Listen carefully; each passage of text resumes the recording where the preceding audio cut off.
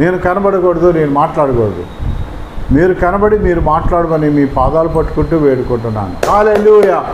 యేసుక్రీస్తు నామమున మీ అందరికీ శుభాభివందనములు తెలియచేయుచున్నాను. చాలామంది ప్రపంచం మొత్తంలో ఏ కుటుంబం చూసుకున్నా సరే అన్యులు అయినప్పటికీ, యేసుక్రీస్తు బిడ్డలైనప్పటికీ, నాస్తికులైనప్పటికీ వారు ఒక సమస్యతో బాధపడుతూ ఉంటారు. ఆ సమస్య ఏది అంటే అప్పుల బాధలతో ఉంటారు. అప్పులు, ఎప్పుడు రుణాలు. ఒక ఇల్లు చూసుకుంటే ఏదో ఒక రకమైన అప్పులు. ఒక మిడిల్ క్లాస్ ఫ్యామిలీ వ్యక్తి రిటైర్డ్ అయ్యేసరికి, పెళ్ళిళ్ళు చేసేసరికి అతడికి అప్పే మిగులుతూ ఉంది.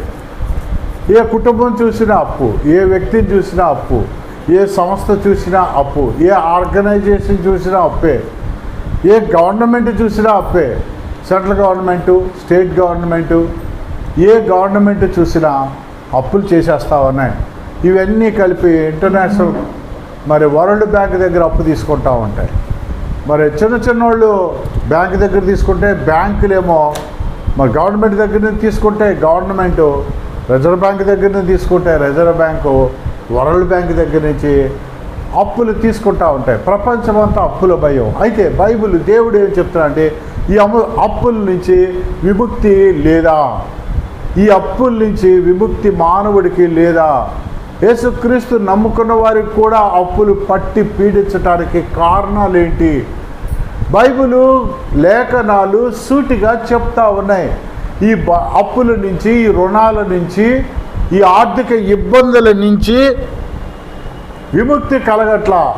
అన్ని మేలులు చేసావు కానీ అప్పులు తీరట్లేదు ఏంటయ్యా అంటుంటారు చాలామంది. దానికి కారణం ఏంటంటే కొత్త కొత్త ఆశలు, కొత్త కొత్త కోరికలు. స్కూటర్ ఉన్నాడు కారు కొనుక్కుంటాడు, అప్పేగా. కారున్నాడు ఒక ఇల్లు కొంటాడు, అప్పేగా. ఇల్లున్నాడు పెళ్లి చేస్తాడు పిల్లకి, అప్పేగా. కనుక మానవుడి యొక్క కోరికల వలన, మానవుడికి అత్యాశ వలన, మానవుడికి లావిష్ లైఫ్ వలన, మానవుడికి పుట్టే ఎగస్ట్రాల వలన, వాడుక భాషలో చెప్పాలంటే ఎగస్ట్రాల వలన అప్పులు పాలవుతూ ఉంటాం. అయితే ఎక్కడో కొంతమంది దేవుని పిల్లలు చర్చి కట్టడానికి అప్పు చేస్తారు. ఎంతోమంది, కొంతమంది, నేను వాళ్ళని సమర్థించట్లా, అప్పు తప్పే. అప్పు తీసుకున్నవాడు అప్పిచ్చిన వారికి దాసుడు అని వాక్యం చెప్తా ఉంది. మరి పిల్లలు చదువు నిమిత్తం అప్పు చేస్తారు, వచ్చిన డబ్బు సరిపోక అప్పు చేస్తారు. వచ్చే ఆదాయమో 30,000 అనుకోండి, ఖర్చేమో 40,000 ఉంటుంది. ప్రతి నెల 10,000 నష్టం. అప్పు అయిపోతాడు. ఎక్కడో చోట అప్పు తీసుకొచ్చి అది క్లియర్ చేయాలి. ఈ అప్పు తీర్చడానికి మళ్ళీ ఇంకొక అప్పు చేస్తూ ఉంటారు. కొంతమందికి బ్యాడ్ హ్యాబిట్స్ ఉంటే ఇంకా పెరుగుతూ ఉంటాయి అప్పులు. కనుక లావిష్ లైఫ్కి అలవాటు పడకూడదు మానవుడు. అయితే లేఖనాలు ఏం చెప్తున్నాయో చూద్దాం. చూడండి, సామెతలు 22వ అధ్యాయం 7వ వచనం మీరు చూసినట్లయితే, ఐశ్వర్యవంతుడు బీదల మీద ప్రభుత్వం చేయును, బీదల మీద ప్రభుత్వం చేయును. అప్పు చేయువాడు అప్పిచ్చిన వానికి దాసుడు. హల్లెలూయా. అప్పు చేయువాడు అప్పిచ్చిన వానికి దాసుడు. నువ్వు అవునన్నా కాదన్నా బ్యాంకు నుంచి అప్పు తీసుకుంటాడు. ఏమన్నా బ్యాంకు వచ్చి అడిగాడు అనుకోండి, తిరగబడిపోతాడు. నేను చచ్చిపోతాను, నేను కట్టను అంటాడు. ఒకటి ఇల్లు తాళం వేసి వెళ్ళిపోతాడు. ఒకటి నేను సూసైడ్ చేసుకుంటానంటాడు. ఈ అప్పులు తట్టుకోలేనంటాడు. మరి నువ్వు అప్పు చేసావు, నువ్వు వాడికి దాసుడివి. నువ్వు అప్పు చేసినప్పుడు నన్ను వాడు వీడు అంటావేంటని ఒకళ్ళిద్దరు నన్ను అడిగారు. బైబిల్లో కూడా చాలా చోట్ల ఆ పదాలు రాయబడి ఉన్నాయి. అందుకే నేను వాడు వీడు అంటాను. ఎస్పెషల్లీ ఈస్టర్న్ సైడ్, తూర్పు సైడ్ ఉన్న జిల్లాలు, ఆంధ్రప్రదేశ్లో తూర్పు సైడ్ ఉన్న జిల్లాల భాష కంటే ఇటు కృష్ణా, వెస్ట్ గోదావరి, ప్రకాశం, గుంటూరు జిల్లాల్లో భాష కంటే డిఫరెంట్గా ఉంటుంది. మళ్ళీ అట్టే రాయలసీమకి వెళ్ళినా, తెలంగాణకి వెళ్ళినా భాష డిఫరెంట్గా ఉంటుంది. ఇక్కడ ఏ అబ్బాయి ఇటు రా అంటాం, ఏ అమ్మాయి ఇటు రా అంటాం, ఏ పోరగా అంటారు. కనుక భాషలో తేడా ఉంటుంది. కనుక వాడు తప్పు లేదు. చాలాసార్లు బైబిల్ వాడింది, బైబిల్లో ఆ మాట వాడబడింది. నీవెవడవైతే అని రాయబడి ఉంటుంది ఒక్కో చోట. కనుక దేవుడికి మహిమ కలుగును గాక. మన టాపిక్ ఏంటంటే 20. అప్పు తీసుకున్నవాడు అప్పిచ్చిన వానికి దాసుడు. ఎందుకు దాసుడయ్యాడు? ఇది దేవుడి లేఖనాలు. ఇంతకుముందు చెప్పుకున్నాం, ప్రతి కుటుంబంలో అప్పు ఉంది, ప్రతి బ్యాంకుకి అప్పు ఉంది. బ్యాంకులు అప్పిస్తున్నాయి, కానీ అవి కూడా అప్పు తెచ్చుకుంటాయి. ఒక ఫైనాన్షియల్ ఇన్స్టిట్యూషన్ ఇంకొక ఇన్స్టిట్యూషన్ దగ్గర మార్గదర్శి ఇంకొకరి దగ్గర అప్పు తీసుకుంటుంది 100 కోట్లు 200 కోట్లు. వరల్డ్ బ్యాంకు నుంచి మన గవర్నమెంట్ అప్పు తీసుకుంటూ ఉంటుంది. కనుక ప్రపంచంలో అన్ని చోట్ల అప్పులు ఉన్నాయని చెప్పుకున్నాము. అప్పిచ్చిన వాడు అప్పు తీసుకున్నవాడు అప్పిచ్చిన వానికి దాసుడు అని సామెతలు 22:7. అయితే ఎప్పుడైతే మనం దాస్యులుగా ఉండటానికి బైబిల్ ఇష్టపడుతుందా? నెవర్. బైబిల్ మనల్ని ఎలా పిలుస్తుందో చెప్తాను చూడండి. గలతీయులకు రాసిన పత్రిక చూడండి, 5వ అధ్యాయం 13వ వచనం. గలతీయులకు రాసిన పత్రిక 5వ అధ్యాయం 13వ వచనంలో మనల్ని దాసులుగా ఉండటానికి పిలవల, మనల్ని స్వతంత్రులుగా ఉండటానికి పిలిచింది దేవుడు. మీరెంత మాత్రమును వేరుగా ఆలోచింపరని ప్రభువునందు మిమ్మల్ని గూర్చి నేను రూఢిగా నమ్ముచున్నాను. మిమ్మల్ని కలవర పెట్టుచున్నవాడు ఎవడైనను వాడు తగిన శిక్షను భరించును. చదవాలి. 5:13 గలతీయులకు రాసిన పత్రిక. సహోదరులారా మీరు స్వతంత్రులుగా ఉండటకు పిలువబడితిరి. మీరు స్వతంత్రులుగా ఉండుటకు పిలువబడితిరి. ఉండబడుటకే పిలువబడి. మీరు ఆశీర్వాదానికి కారకులుగా ఉండటానికి పిలిచారని అంటాడు. ఆశీర్వాదానికి కర్తలుగా ఉండటానికి పిలిచారంటాడు. ఇక్కడ ఏమంటున్నాడు? మీరు స్వతంత్రులుగా ఉండటానికే పిలిచాను, ఒకటి కింద దాసుడిగా ఉండటానికి నేను పిలవలేదు. అప్పు తీసుకున్నవాడు అప్పిచ్చిన వానికి దాసుడు అన్నాడే, మరి స్వతంత్రులు అంటున్నాడు. బైబిల్ అది చెప్తుంది, ఇది చెప్తుంది. ఇది 2 అంచుల గల ఖడ్గము. నువ్వు స్వతంత్రుడిగా ఉండలేకపోతున్నావు అంటే కారణము ఏమిటంటే అప్పు చేయటానికి కారణాలు వెతకాలి.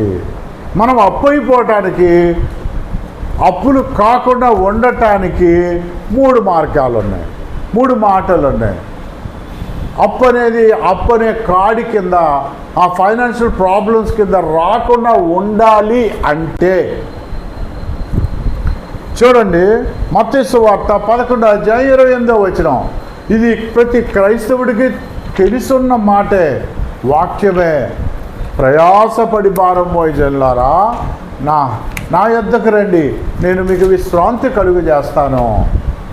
నా కాడి సులువైనది అంటున్నాడు. హల్లెలూయా. మత్తయి సువార్త 11:28. ప్రయాసపడి భారం మోసుకొంచున్న సమస్త జనులారా. ప్రయాస అంటే కష్టపడుతున్న వారులారా. ప్రయాస అంటే నేను వెయ్య ప్రయాసలకు వచ్చి తిని, వ్యయమంటే డబ్బు ఖర్చు పెట్టాను, ప్రయాస కష్టపడ్డాను డబ్బు ఖర్చు పెట్టాను, వెయ్య ప్రయాసలకు వచ్చాను అంటారు చాలామంది. వెయ్య ప్రయాసపడి భారం మోయి జనులారా, కష్టపడే మనుషులారా నా యొద్దకు రండి. యేసు ప్రభు తన యొద్దకు రమ్మంటున్నాడు. నేను మీకు విశ్రాంతి కలుగజేస్తా. ఈ లోకంలో ఉన్న విశ్రాంతి వేరు, దేవుడి దగ్గర ఉన్న విశ్రాంతి వేరు. ఇది యేసు ప్రభు తన నోటితో చెప్పిన మాటలు. దేవుడు తన స్వయముగా తన నోటితో చెప్పిన మాటలు. మీకు ప్రయాస ఉందా? నేను విశ్రాంతి కలుగజేస్తా. మీరు దాస్యత్వంలో ఉన్నారా? నేను దాస్యత్వం నుంచి విడిపిస్తా. ఇజ్రాయెల్ ప్రజలు 430 సంవత్సరాలు ప్రార్థన చేశారు. నిజం చెప్పాలంటే ఇప్పటికొచ్చి మేము 31 సంవత్సరం అప్పుల కాడి కింద మేము ఇంకా ఉన్నాము. నవ్వుకుంటున్నారు చాలామంది, కానీ ఒక దినం వస్తుంది అప్పులు లేని దినము. హల్లెలూయా. 430 సంవత్సరాలు ప్రార్థన చేశారు. ఎవరో? ఇజ్రాయెల్ ప్రజలు. అప్పుడు విముక్తి వచ్చింది, ఫరో నుంచి విముక్తి వచ్చింది. ఎంత చెప్పినా ఫరో వినలేదు. మోషేని పంపించాడు, అహరోన్ని పంపించాడు, విడిపించాడు. 40 సంవత్సరాలు నడిపించాడు, విడిపించాడు, నడిపించాడు. 10 అద్భుతాలు చేశాడు. ఎర్ర సముద్రాన్ని పాలుగా చేశాడు. బండని కొట్టి నీళ్లు తెప్పించాడు దేవుడు. ఆకాశం నుంచి మన్నాను కురిపించాడు. వాళ్ళు మాంసం కావాలంటే పురేళ్ళంటే మాంసాన్ని కురిపించాడు. పక్షులను కురిపిస్తే అవి తిన్నారు. హల్లెలూయా. మన దేవుడు నమ్మదగిన దేవుడు. వారి బానిస ఫరో దగ్గర ఉన్న బానిసత్వం నుంచి విడిపించాడు. అప్పనే బానిసత్వం నుంచి స్వతంత్రులుగా మనల్ని పిలుచుకున్నాడు. ప్రయాసలకు వచ్చిన వారులారా, ప్రయాసపడి భారం పోయి జల్లారా, నా యుద్ధకు రండి, నేను మీకు విశ్రాంతి కలుగజేతును. నేను దీనుడను, నేను సాత్వికుడను, నేను దీన మనసు గలవాడను. నేను సాత్వికుడను, దీన మనసు గలవాడను కనుక మీ మీద నా కాడి ఎత్తుకుని నా యొద్ద నేర్చుకునుడి. హల్లెలూయా. నా దగ్గర నేర్చుకోమంటాడు. మనం దేవుని దగ్గర నేర్చుకోవాలి. మనం మాస్టర్ దగ్గర నేర్చుకుంటాం. నేను అడ్వకేట్ని, మా సీనియర్ అడ్వకేట్ దగ్గర కొన్ని నేర్చుకుంటా. మన సీనియర్ ఆఫీసర్ దగ్గర కొన్ని నేర్చుకుంటుంటాం. కాదు, దేవుడు అంటున్నాడు నా దగ్గర నేర్చుకోండి, నేను సాత్వికుడను, సాత్వికులు ధన్యులు, వారి దేశమును స్వతంత్రించుకుంటారు. దేవుడు అంటున్నాడు మీరు నా దగ్గర రండి. మీరు 3 విషయాలు జాగ్రత్తగా పాటిస్తే జీవితంలో అప్పులనే ఉండవు. హల్లెలూయా. ఫస్ట్ది చూడండి, 1 పేతురు 5:7. 1 పేతురు 5:7.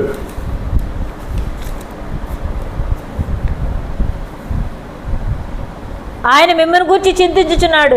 ఆయన మిమ్మల్ని గురించి చింతించుచున్నాడు కనుక మీ చింత యావత్తు ఆయన మీద వేయుడి. మీ చింత యావత్తు ఆయన మీద వేయుడి. నిబ్బరమైన బుద్ధి గలవాడై మెలకుగా ఉండడు. చూడండి, మన చింత ఆయన మీద వేయాలి. మనం ఏం చేస్తాం? మన మీద వేసుకుంటాం. నా భారం నేనే మొయ్యాలి, నా బరువు నేను మొయ్యట్లేదా, నా అప్పులు నేను మొయ్యాలి. కాదండి. నీ చింత యావత్తు, బైబిల్ ఏం చెప్తుందంటే నీ చింత యావత్తు ఆయన మీద వేయుడి. నీ అప్పులు కాడి భారము యేసు ప్రభు మీద వేయండి. ఆయన భరిస్తాడు. నీ పాపం నా పాపమే కాదు, ప్రపంచంలో పుట్టినవారు, పుట్టబోయేవారు, ప్రతి వాడి పాపాన్ని భరించిన వాడు నీ అప్పు భరించలేడా? అప్పుల నుంచి విముక్తి కావాలంటే నీ చింత యావత్తు ఆయన మీద వేయాలి. లేదండి నేనే భరించాలండి. నువ్వు మానవుడివి, నువ్వు నరుడివి, ఆయన దేవుడు. మన చింత యావత్తు కూడా ఆయన మీద వేయాలి.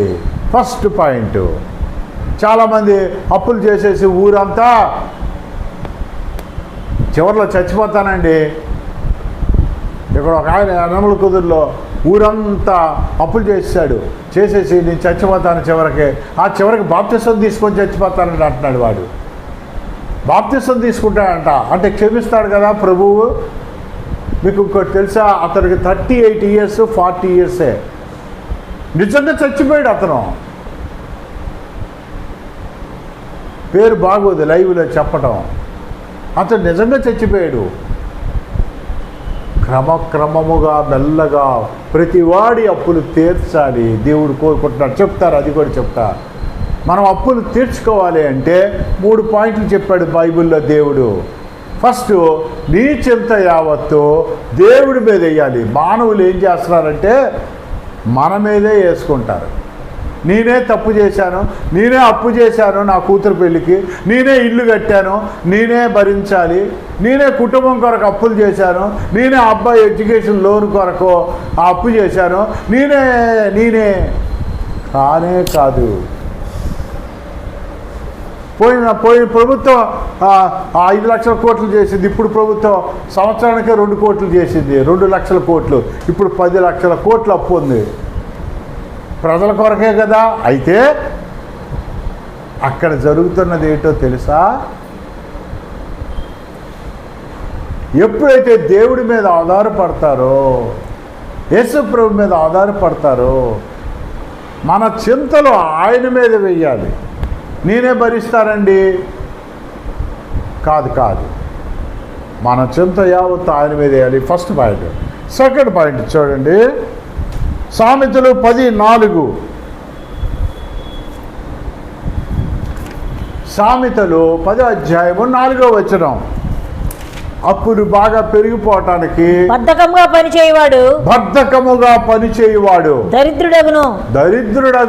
శ్రద్ధ గలవాడు ఐశ్వర్యవంతుడగును. చాలా చాలా చాలా జీవితంలో గుండెకి తగిలే మాట, నేను నిజముగా బద్ధకస్తుడిని, వ్యక్తిగతంగా నేను బద్ధకస్తుడిని. అది ఎన్విరాన్మెంట్ వల్ల, నా స్వతహాగా నా బుద్ధి వల్ల, లేదా కుటుంబ పరిస్థితుల వల్ల, లేకపోతే అవన్నీ పక్కన పెట్టండి.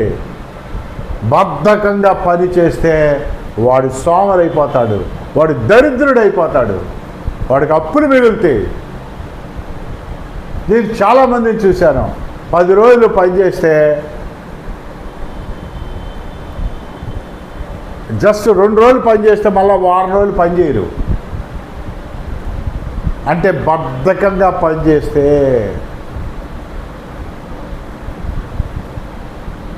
మేము చిన్నప్పుడు ఇంటర్మీడియట్ చదువుకునేటప్పుడు 10th క్లాస్లోనో ఇంటర్మీడియట్లోనో ఒక సబ్జెక్ట్ ఉండేది, ఒక పోయం ఉండేది. ఆ పోయంలో రాబర్ట్ ఫ్రాస్ట్ అనే ఒక పొయిట్, అతను ఏమనేవాడంటే, నేను చాలా దూరం వెళ్ళాలి, గుర్రం మీద నేను వెళ్ళాలి, నేను ఇక్కడ ప్రకృతి దృశ్యాలు చూసుకుంటూ, అశోక్ చెట్ల మధ్య ఆ చంద్రుడిని చూసుకుంటూ నేను ఇక్కడ గుర్రం మీద ఇలా ఉండిపోతే నేను వెళ్ళవలసిన డెస్టినేషన్కి, నేను వెళ్ళవలసిన గమ్యస్థానానికి నేను వెళ్ళలేకపోతున్నాను అని రాస్తాడు. నేను లేజినెస్గా నేను నది పక్కన కూర్చొని ప్రకృతి దృశ్యాలు చూస్తున్నానేమో అని ఇంకొకటి ఉంటుంది హిందీలోని. కనుక ఇవన్నీ కూడా లేజినెస్కి గుర్తులు. కనుక చదవాలి అది మీరు. బద్ధకముగా పనిచేయువాడు దరిద్రుడగును. బద్ధకంగా పనిచేయువాడు దరిద్రుడగును. శ్రద్ధ గలవాడు ఐశ్వర్యవంతుడగును. అంటే కష్టపడి పని చేయాలి. ఫస్ట్ పాయింట్, శ్రద్ధగా పని చేయాలి. కష్టపడతారు కానీ శ్రద్ధ ఉండదు చాలామందికి. కాలేజీకి వెళ్తారు, స్కూల్కి వెళ్తారు కానీ లేటుగా వెళ్తారు, రెగ్యులర్గా వెళ్తారు కానీ ఇర్రెగ్యులర్. అశ్రద్ధ ఉండకూడదు. చాలామందికి అశ్రద్ధ ఉంటుంది, చేస్తారులే. బద్ధకం అనేది ఉండకూడదు. ఫస్ట్ది, నీ చింత యావత్తు దేవుని మీద పెట్టాలి. రెండోది, బద్ధకం లేకుండా కష్టపడి పని చేయాలి. హల్లెలూయా. మూడో పాయింట్, ఇవి మలాకి 3:10. మలాకి 3వ అధ్యాయం 10వ వచనం.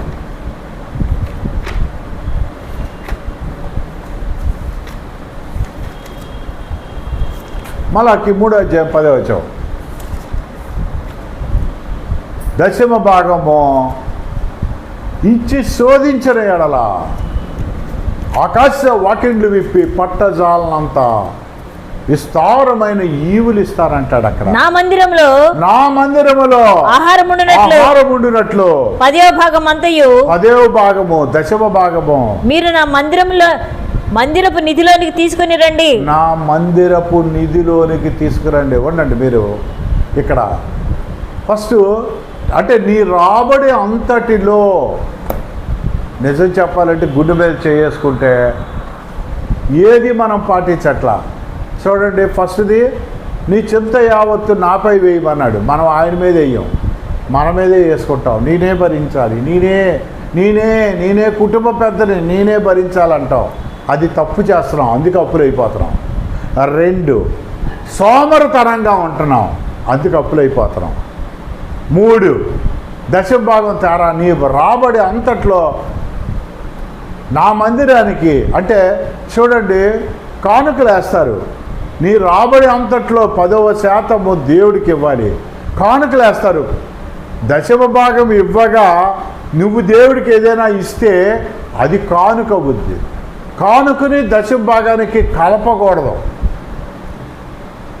కనుక ఏమంటున్నాడంటే, నా మందిరములో అంటే దేవుని చర్చిలో ఆహారం ఉండినట్లు, అంటే అర్థం ఏంటంటే నువ్వు ఏ చర్చికి వెళ్తున్నావో ఆ చర్చిలోనే నీ దశమ భాగం ఇవ్వాలి. మనోళ్ళు ఏం చేస్తారు, ఆ చర్చికేమో ఈయన వెళ్ళే చర్చికేమో 1,000 అంతా ఇస్తారు, మిగతాది దశమ భాగంలో 9,000 10,000 మిగిలితే పెద్ద పాస్టర్ గారు కోటు బూటు సూటు వేసుకొని లైవ్లో కనబడతా ఉంటారు. ఎక్కడో ఉంటారు వాళ్ళు, వాళ్ళకి పంపిస్తూ ఉంటారు. అది బైబిల్ విరుద్ధమైన బోధ. నువ్వు ఇస్తే వాళ్ళకి కానుకిచ్చుకో, దశమ భాగం నువ్వు వెళ్ళే చర్చికి ఇవ్వాలి. నీ రాబడి అంతట్లో 10వ వంతు ఆ దేవుడికి ఇవ్వాలి. ఈ 3 చెయ్యాలి. చేసినప్పుడు అప్పులు ఉండవు. కానీ గుడ్డు మీద చేసుకొని చూస్తే ఈ 3 ఏ క్రైస్తవుడు ఏ విశ్వాసి చెయ్యట్లేదు. అందుకే అప్పులు పాలైపోతున్నాం. ఫస్ట్ నీ చింత యావత్తు దేవుడి మీద వేయాలి. 2 ఏమంటే బద్ధకంగా కాకుండా కష్టపడి పని చేయాలి, శ్రద్ధగా పని చేయాలి. అప్పుడు దరిద్రత ఉండదు, అప్పులు ఉండవు. 3 ఇంకా దశమ భాగం దేవుడికి ఇవ్వాలి. ఏమంటే మన ఇంటి వాకిడి ఎంత ఉంటుంది, కొద్ది ఉంటుంది. చాలా అపార్ట్మెంట్లకి అయితే అసలు లెక్కే లేదు, ఇక చెప్పడం అవసరంలా. ఓ పెంకుటిల్లో ఒక ఇల్లు ఉందనుకోండి, పల్లెటూరులో కానీ బయట ఇల్లుగా ఇండివిజువల్ హౌసులు ఉన్నాయనుకోండి, చిన్న వాకిలి ఉంటుంది. వాళ్ళు వాకిలి ఊడ్చి ముగ్గేస్తారు. ఏమంటాడంటే, నా మందిరములో ఆహారం ఉండినట్లు, నా మందిరంలో ఆహారం ఉండినట్లు 10వ భాగం అంతా మీరు నా మందిరపు నిధిలోని తీసుకొని రండి. దీన్ని చేసి మీరు నన్ను శోధించిన ఎడల, హల్లెలూయా. చూడండి, శోధించడం వేరు, ఏమండి పరిశోధించడం వేరు. దేవుడు పరిశోధిస్తాడు, సాతాను శోధిస్తాడు. కానీ దేవుడు చూడండి, దేవుడు పరిశోధిస్తాడు విశ్వాసిని, సాతాను శోధిస్తాడు. కానీ దేవుడు ఏమంటున్నాడంటే, ఇక్కడ నా మందిరములో ఆహారం ఉండినట్లు దశమ భాగం తెచ్చి మీరు నన్ను శోధించమంటున్నాడు. ఎంత మాట వాడాడు దేవుడు.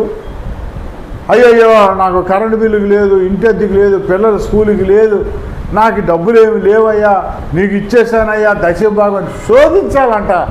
ఆయన్ని శోధిస్తే ఏం చేస్తాడో తెలుసా? ఇందాక పెంకిటిల్లులో మన వాకి తింటే ఉండదన్న, చాలా తక్కువ ఉంటుంది. ఒక 20 మీటర్లో 20 గజాలో 15 గజాలో ఉంటుంది, కొద్దిగా ఉంటుంది. మన వాకిట్లంట ఏమవుతుందో చెప్తున్నాడు చూడండి. దీన్ని చేసి మీరు నన్ను అంటే దశభాగం ఇచ్చి చేసిన తర్వాత శోధిస్తే, మీరు నన్ను శోధించిన ఎడల నేను ఆకాశ వాకిండ్లు విప్పి పట్టజాలనంత విస్తారంగా ఉండండి. నేను ఆకాశ వాకిండ్లు విప్పి, ఇప్పుడు దేవుడు వాకిటి ఏది, ఆకాశ వాకిండ్లు విప్పుతాడంట. నోవాహు టైములో ఆకాశ తూములు తెరిచాడు, అంతే. ఆకాశ తూములు తెరిస్తే ఏమైంది, భూమి మొత్తం కూడా ఎవరెస్ట్ శిఖరం కంటే 10 అడుగులు ఎత్తొచ్చింది. అంత మునిగిపోయింది ప్రపంచం. ఆకాశ తూములు తెరిస్తే అలాగైపోయింది కదా. నువ్వు దశమ భాగం నిజంగా ఇస్తే, శోధిస్తే,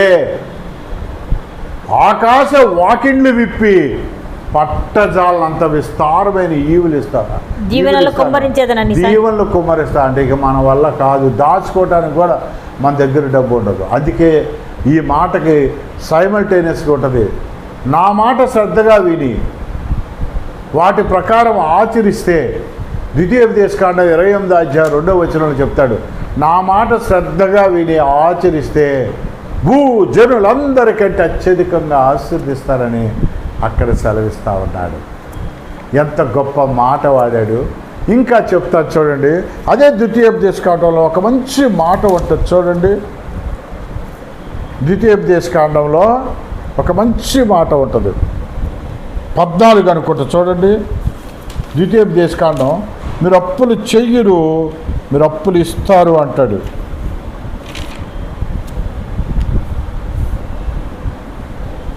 చూడండి, ద్వితీయోపదేశకాండం 28:14 అనుకుంటా చూడండి. మీరు అప్పులు చెయ్యరు కానీ, ద్వితీయోపదేశకాండం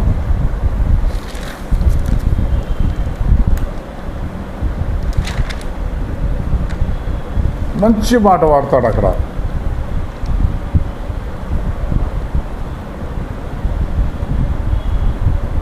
దొరికిందా?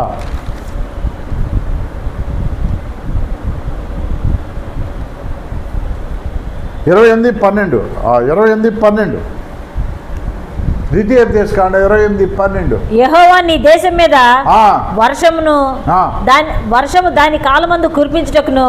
యెహోవా నీ దేశమందు వర్షమును దాని కాలమందు, అంటే వర్షాకాలం, చలికాలం, ఎండాకాలం, చలికాలం పెట్టాడు కదా, ఋతువులు పెట్టాడుగా.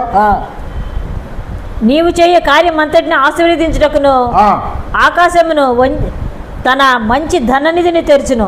ఆకాశము నుంచి మంచి ధననిధిని తెరుస్తాడంట. నీవు అనేకులకు అప్పిచ్చేదవు కానీ అప్పు చేయవు. అనేకాలకు అప్పిస్తావు కానీ అప్పు చెయ్యవు. అది ఎంత గొప్ప మాట అండి. కనుక ఈ 3 పనులు మానవుడు చెయ్యాలి. చూడండి, సామెతలు 11:1 చూడండి. ఇంకొక మాట, సామెతలు 11:1 అక్కడ ఇంకొక మాట మాట్లాడుతూ ఉన్నాడు. దొంగ త్రాసు యెహోవాకు హేయము. అది దొంగ త్రాసు యెహోవాకి హేయము. నా దగ్గర చాట ఉంది, నేను జల్లించానంటే, నేను చెరికానంటే, జల్లించడం కాదు, చెరికానంటే ఏమైపోతావో. నా దగ్గర జల్లెడు ఉంది, నేను జల్లించానంటే ఏమైపోతావో. నా దగ్గర త్రాసు ఉంది, నేను తూచానంటే తేలిపోతావు. నేను సర్వశక్తి గల దేవుడను. 11:1 సామెతలు. దొంగ త్రాసు యెహోవాకు హేయము. సరియైన గుండు ఆయనకి ఇష్టము. దొంగ త్రాసు యెహోవాకి హేయము. ఆయనకి ఇష్టం ఉండదు. దొంగ త్రాసు తూసే వాళ్ళకి ఆయనకి ఇష్టం ఉండదు.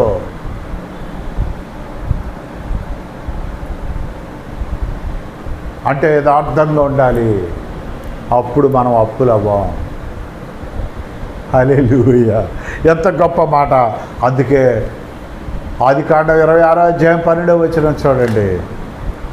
30 వంతులా కాదు, 60 వంతులా కాదు, 100 వంతులు, 100% ఇస్సాకు పంట వేసి 100 రెట్లు కోసాడంట. ఇస్సాకు ఆ దేశమందున్నవాడై విత్తనము వేసి ఆ సంవత్సరం 100 ఫలం పొందెను. 100 ఫలం పొందాడు. చూసారా, 100 రెట్లు. కారణం, కష్టపడ్డాడు, పని చేశాడు. మనోళ్ళు వెంటనే ఫలం రావాలంటారు. నార్త్ ఇండియాలో ఒక వర్డ్ ఉంది, రాతోం మే करोड़पति बनना चाहता है क्या? यीशु मसीह को मालूम है, वो सब जानता है, उनको सब मालूम है. लोग क्या सोचते हैं उनको बारे में, वो परमेश्वर को मालूम है. रातों को वो करोड़पति बनना चाहता है, रात्रि रात्रि कोटीश्वरुడు అయిపోవాలని చూస్తారు. ఆయన ఒప్పుకోడు. ఫస్ట్ దున్నాలి, రైతు అనేవాడు దున్నాలి, తర్వాత విత్తనం వేయాలి, తర్వాత నీరు పోయాలి, మొక్కొచ్చాక ఎరువేయాలి, కాపలా కాయాలి, పంట కొయ్యాలి, మిల్లుకి తీసుకెళ్ళాలి, ఆడించాలి, ఇంటికి తీసుకురావాలి, వండుకోవాలి, తినాలి. 9 నెలలు గ్యాప్. నాకు ఇలా పెడితే అలా వచ్చేయాలంటారు. పరదేశులకు, వెధవరాండ్లకు మనం గౌరవించాలంట. దేవుడి వాక్యం చెప్తుంది.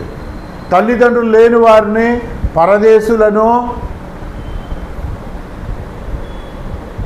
వెధవరాండ్లను గౌరవించాలంట. అందుకే వారి కొరకు పరిగెలను వదిలేయాలి. కోసినప్పుడు పరిగెలు కూడా కోసేస్తారు కొంతమంది, అంటే చివర మొక్క అది. అందుకనే మనం గింజ ఆ ఒడ్డు మొత్తం తీసుకెళ్ళిపోతున్నాం. విత్తనము గింజలు రెండు తీసుకెళ్ళిపోతున్నాం. కాదు, మళ్ళా అదే విత్తనము ఆ గింజలు వదిలేస్తే అది మళ్ళా రాబోయే జనరేషన్కి అది ఫుడ్ అవుద్ది, అదే పంటగా మారుతుంది. హల్లెలూయా. 2 రాజుల గ్రంథం 4వ అధ్యాయం 1వ వచనం. 2 రాజుల గ్రంథము 4వ అధ్యాయం 1వ వచనం. అక్కడ శిష్యుల్లో కొంతమందిలో ఒక అతను పూర్తిగా అప్పుల పాలైపోతాడు. అప్పుల పాలైపోయినప్పుడు అంతటా ప్రవక్త శిష్యుల్లో ఒకని భార్య, నీ దాసుడైన నా పెనివిటి చనిపోయాను, అతడు యెహోవా యందు భయభక్తులు గలవాడై ఉండెనని నీకు తెలిసే ఉన్నది. ఇప్పుడు ఆ అప్పులవాడు నా 2 కుమారులను తనకు దాసులుగా ఉండుటకై వారిని పట్టుకుని పోటుకు వచ్చి ఉన్నాడని ఎలీషాకు మొర్రపెట్టగా, ఎలీషా, నా వల్ల నీకేమి కావాలను, నీ ఇంటిలో ఏమి ఉన్నదో అది నాకు తెలియజెప్పమనెను. అందుకామె, నీ దాసురాలనైన నా ఇంటిలో నూనె కుండ ఒకటి ఉన్నది, అది తప్ప మరేమీ లేదన్నాం. అతడు, నీవు బయటకు పోయి నీ ఇరుగు పొరుగు వారందరూ యొద్ద దొరకగలిగినట్టు పాత్రలన్నిటినీ ఎరువు పుచ్చుకొనుము. అప్పుడు నీవు నీ ఇంటిలోనికి వచ్చి నీవును నీ కుమారులు లోపల నుండి తలుపులు మూసి ఆ పాత్రలన్నిటిలో నూనె పోసి నిండినవి ఒక తట్టున ఉంచమని ఆమెతో సెలవీయగా, ఆమె అతని వద్ద నుండి పోయి తానును కుమారులను లోపల నుండి తలుపులు మూసి కుమారులు తెచ్చిన పాత్రలో నూనె పోసెను. పాత్రలన్నీ నిండిన తర్వాత ఇంకా పాత్రలు తెమ్మని ఆమె తన కుమారునితో చెప్పగా, వాడు మరేమీ లేవని చెప్పాను. అంతలో నూనె నిలిచిపోయాను. ఆమె దైవజనుడైన అతని ఎద్దకు వచ్చి సంగతి తెలియచెప్పగా, అతడు, నీవు పోయి ఆ నూనెని అమ్మి నీ అప్పు తీర్చి మిగిలిన దానితో నీవు నీ పిల్లలను బ్రతుకుడని ఆ యొక్క నూనెని అమ్మి నీ అప్పులు తీర్చుకో, మిగిలిన దానితో నీవును నీ పిల్లలను బ్రతుకుడని ఆమెతో నీవు నీ పిల్లలు. ఒక శిష్యుడు పాతకాలంలో ఎలా ఉండేదంటే, ఇంట్లోని పాలేరు అనేవారు. పాలేరు ఇప్పుడు తండ్రి అప్పు చేశాడు తీర్చలేకపోయాడు అనుకోండి, కొడుకుల్ని పాలేరు కింద వాళ్ళు సంవత్సరాల తరబడి పనులు చేయించుకునేవారు. అప్పులు చేసి అతను చచ్చిపోయాడు. ఒక శిష్యుడు చచ్చిపోతే ఎలీషా దగ్గరికి వస్తుంది, అయ్యా నాకు పిల్లలు ఉన్నారయ్యా, మాకు అప్పులయ్యా, మా ఆయన చచ్చిపోయాడయ్యా అంటే, అప్పుడు మీ ఇంట్లోనున్న పాత్రలు పక్కింటి వాళ్ళ దగ్గర ఊరికి పాత్రలు తీసుకురా, మళ్ళీ ఇచ్చేస్తానని చెప్పు, వాటిలో మీ ఇంట్లో కొద్దిలోని కలప పొయ్యండి. మొత్తం ప్రార్థన చేస్తాడు, ఆ నూనె నిండిపోద్ది. అప్పుడు చూడండి, ఏలియా కూడా సారైపోతు వెధవరాలు ఇంట్లో ఉన్నప్పుడు పిండి తరిగిపోలేదు, నూనె అయిపోలేదు. హల్లెలూయా. దేవుని పిల్లల్ని గౌరవించలేదు, దేవుని దాసుడిని గౌరవించాలి. ఏ ఇంట్లో అయితే దేవుని దాసుడి సారైపోతు వెధవరాలు దాసుడికి అన్నం పెట్టుద్ది, దాసుడికి అప్పం వేస్తుంది, అప్పటికే 1 year కాకులముల చేత అతడు పోషించబడతాడు. తర్వాత ఈ సారైపోతు వెధవరాలు ఇంటికి పంపుతాడు. ఎవరైతే దేవుడికి భయపడతారో, యథార్థంగా బ్రతికే దైవజనుడికి దేవుడి వాక్యము సువార్తను ప్రకటిస్తారో, వారింట్లో ఏది కొద ఉండదు, పిండి తరిగిపోదు, నూనె అయిపోలా. ఇక్కడ ఎలీషా అప్పుడు చెప్తా ఉన్నాడు, ఎలీషా గారు చెప్పినట్లుగా, దైవజనుడు చెప్పినట్లుగా చేసినప్పుడు అప్పులు తీరిపోయాయి. హల్లెలూయా, హల్లెలూయా. ఇంకా చూడండి హెబ్రీయులకు రాసిన పత్రిక 11వ అధ్యాయం 6వ వచనం.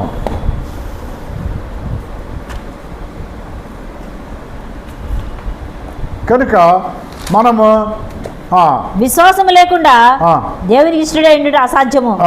దేవుని యొద్దకు వచ్చేవాడు ఆయన ఉన్నాడని, తనను వెతుకు వారికి ఫలము దయచేయనని నమ్మవలెను. Okay okay okay. లూకా 14:28.